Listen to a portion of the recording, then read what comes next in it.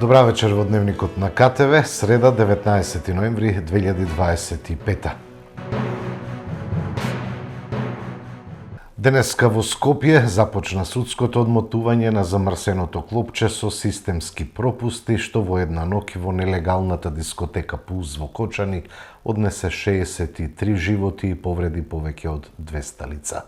Не можеме да ви гарантираме брзина во судењето, но ќе направиме се за процесот да се одвива непречено. Не знаеме колку ќе трае, може 5 месеци или 5 години, рече судијката Дијана Груевска-Илиевска на почетокот на судењето за пожарот во дискотека Пулс Кочани. Собранието ги усвои измените и дополнувањата на Законот за данок на додадена вредност со кои се укинува досегашното ослободување од ДДВ за онлайн пратки со вредност до 22 евра. Од Министерството за финансии појаснуваат дека мерката има за цел да ја зајакне домашната економија, да ги поддржи локалните компании и да стимулира отворање нови работни места.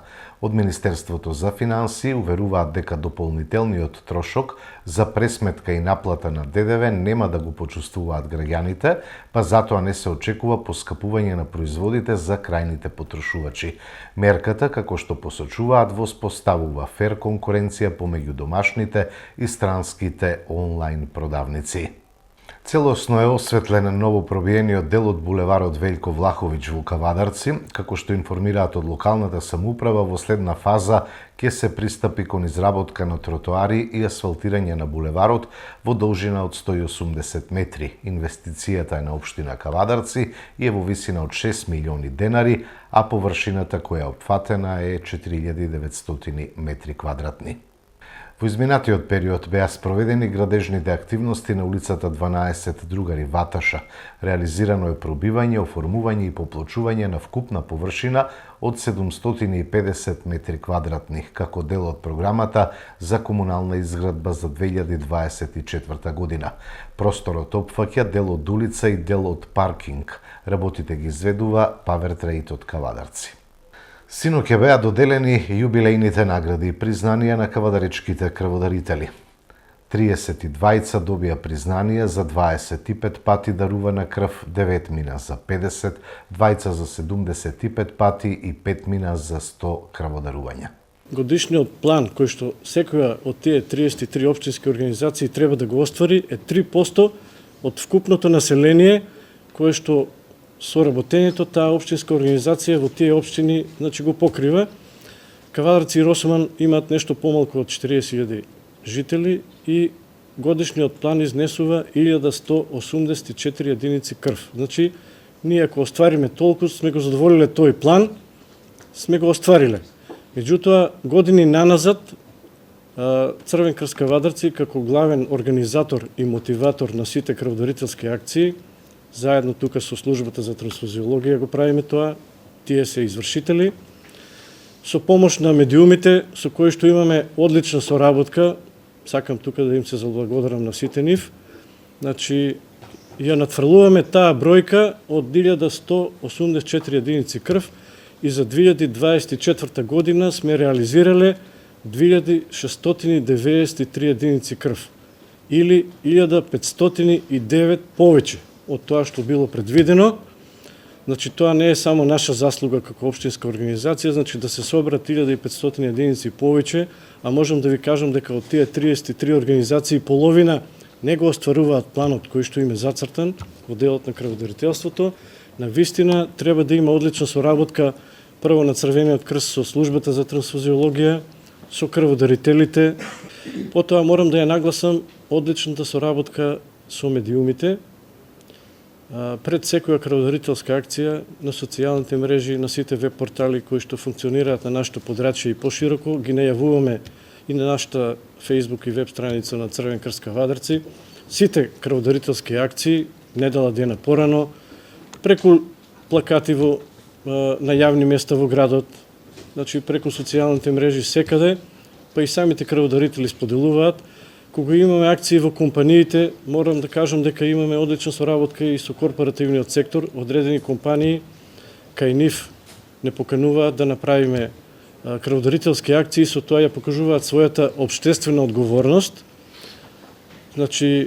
навистина се многу добри организатори на ваквите крводарителски акции. Точно се знае кој вработен во колку часот ќе дојде да дарува крв и повторно да се врати на работното место.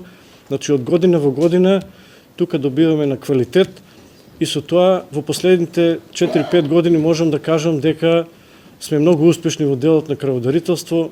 Сме били и на трето место, второ, па и прво место пред 2 години. Сега повторно сме на второ место во државата и пред 2 недели добивме признание за сите општински организации добија вакво признание кој што го остварија и натврлија планот од областа на крводарителството.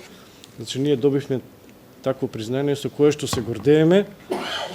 Значи, кое што е нешто е најмногу ваша заслуга на вас крводарителите, а потоа и на тие што ги организираме и ги реализираме ваквите крводарителски акции. Она што тежнееме во иднина да го направиме е да го зголемиме бројот на крводарувањата во средните училишта. Поканите се и присутни се представници од средните училишта. Пред 10 години во средните училишта на една крводарителска акција сме имале по 150 до 200 дарувања, сега тоа е од 30 до 40 крвни единици.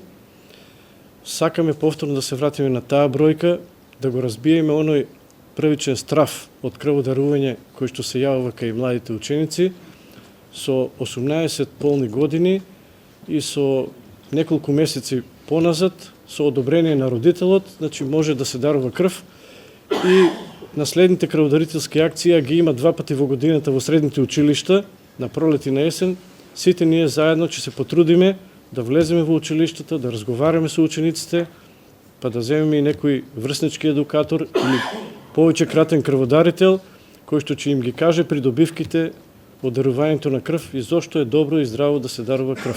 Во име на Советот на општина Кавадарци и во име на градоначалникот Митка Јанчев изразуваме длабока благодарност кон Црвениот крст Кавадарци за континуираната хуманост и за свеченото доделување на јубилејните признанија за најуспешните крводарители кои што дариле крв 25, 50, 75 па и 100 пати.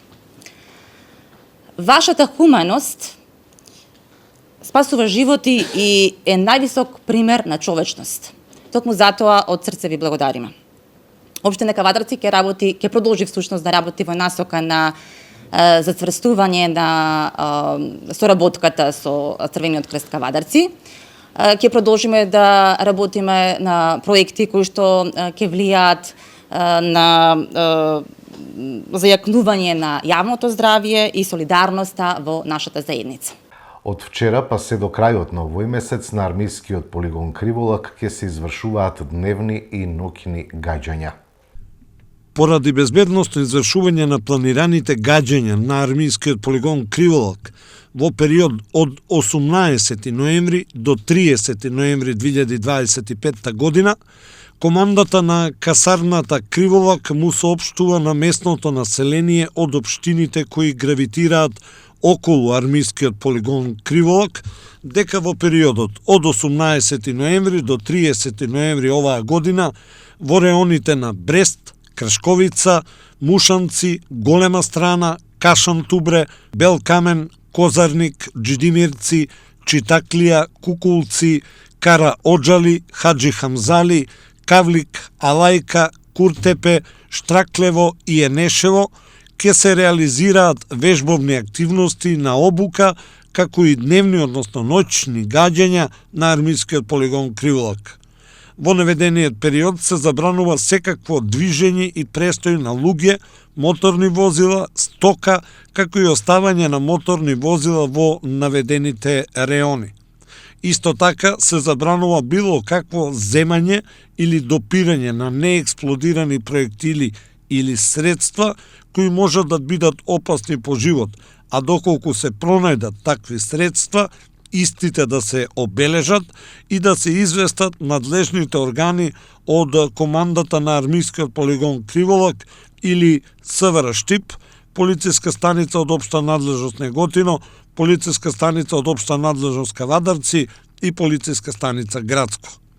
Вежбалиштата на кои ќе се извршуваат планираните активности ќе бидат видно обележани согласно со законските прописи во армијата, како и обезбедени со физичко обезбедување.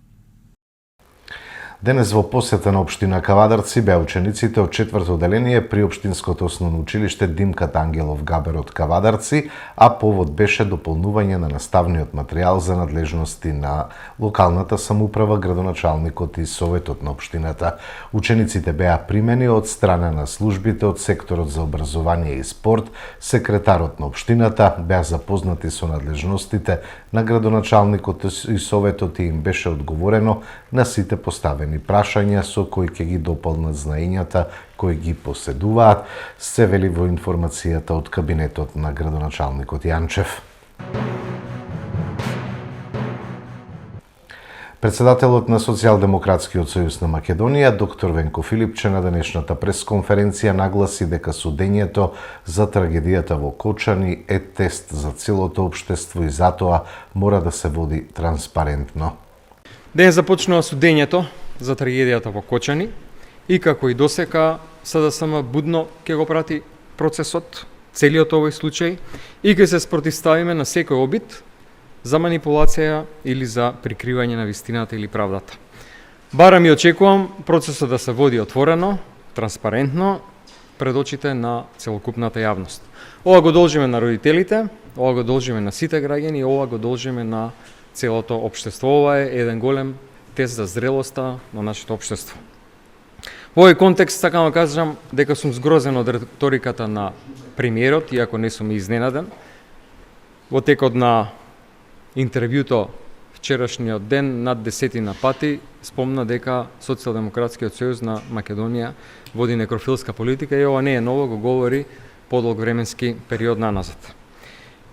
И таа реторика на навреди сметам дека покажува само една работа, а тоа е фрустрација од неуспешните обиди да вистината или некои блиски луѓе на ВМРО ДПМН се заштитат од истрагата или еден дел од истрагата се изманипулира, некои работи се сокријат под маса. И сметам дека е тоа страф од демократските алатки за докажување на вистината во овој страшен случај, страшна трагедија. И затоа побаравме и анкетна комисија и надзорна комисија, расправа во собранието. Во текот на вчерашниот ден во собранието го доставивме и формално тоа барање, што значи дека ќе ги искористиме сите демократски механизми да се истражи секој детал од оваа трагедија. И затоа порачувам и на родителите и на целокупната јавност, се што правиме од почетокот, од непосредно после трагедијата е барање за поддршка на семејствата и откривање на вистината за овој случај. И ова, почитувани граѓани, не е некрофилска политика. Нема да се откажеме од намерата да останеме цврсто во одбраната на јавниот интерес, ќе ги користиме сите демократски алатки кои што ни се нудат и како политичка партија и преку собранието и расправите кои што ги побаравме за да вистината конечно излезе на виделина. Со 2% доверба и највисоки плати во регионот, време е правосудството да си ги засука ракавите, порака од владеачката ВМРО ДПМН.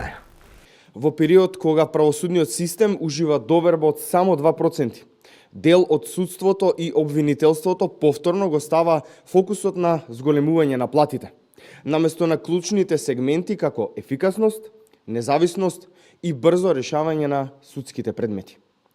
Иако располагаат со значителни примања, јавноста не гледа подобрување на квалитетот на судските процеси, намалување на застојот на предмети или пак поголема отчетност. Ги прашуваме овие поединци, кои се гласни за поголеми плати, а не за извршување на обврските, зошто вака бурно не реагираат кога предметите стојат по фиоки со години? Зошто нема револт кога граѓаните со право бараат правда и одговорност? Секогаш кога се бара резултат, одредени лица се кријат зад оправдување за наводни притисоци, наместо да покажат професионална посветеност.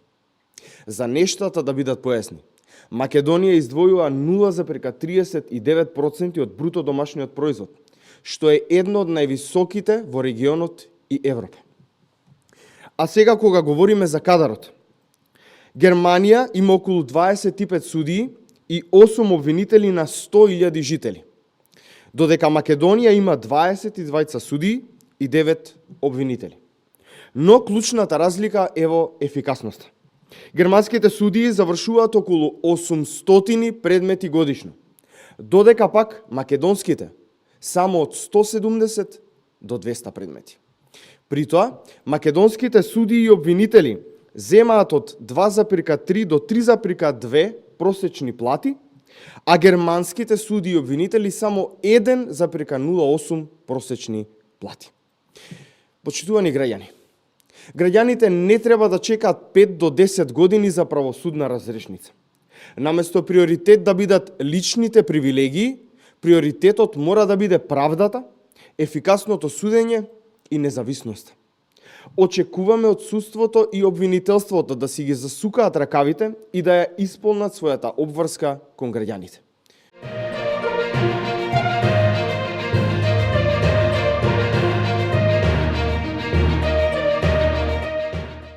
Продолжуваме со спортот. Македонската фудбалска репрезентација доживеа дебакал на гостувањето кај Велс со 7-1. Утре ќе го дознаеме противникот во баражот, каде противници ќе ни бидат Италија, Турција, Украина или Данска. Фудбалската репрезентација на Македонија не го издржа психолошкиот притисок и во најважниот надпревар одигра најслабо. Нашите момци на гостувањето во Кардиф кај репрезентацијата на Велс беа поразени со убедливи 7-1. По овој пораз, нашата репрезентација од четвртиот шешир ќе очекува жрепката за баражот за пласман на светското првенство 2026, која ќе се случи утре, во четврток 20 ноември во Цирих. Веќе се познати и можните противници на Македонија во тој бараж, каде воопшто нема да ни биде лесно, бидејќи се работи за силните репрезентации на Италија, Турција, Украина или Данска.